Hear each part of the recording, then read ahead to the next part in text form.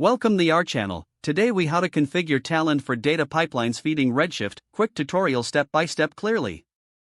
Start by downloading and installing Talend Open Studio for data integration. Once installed, launch the application and select Create a new project.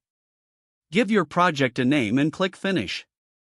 In the Design workspace, navigate to the Repository panel on the left side. Right-click on Metadata and select Create Connection. Choose the database type Amazon Redshift from the list of available connections.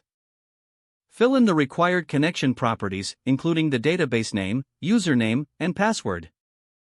For the server, enter the Redshift cluster endpoint. Set the port to 5439, which is the default for Redshift. Once all fields are filled, click Check to test the connection. If the test is successful, click Finish to save the connection. Next, drag and drop a T-input component from the palette to the workspace. Connect the T-input to your Redshift metadata connection by selecting it in the Properties panel. Configure your T-input to pull data from the desired source table. Next, drag a T-output component to the workspace. Connect the T-input to the T-output component.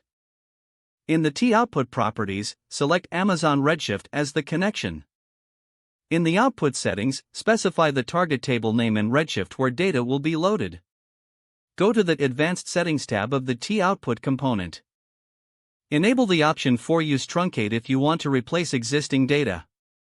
Now, set up any desired transformation components between the T-input and T-output to manipulate your data. Once your pipeline is configured, click the Run button at the top of the workspace. Monitor the console for any errors or messages during the execution. Review your Redshift table to confirm the data has been loaded successfully.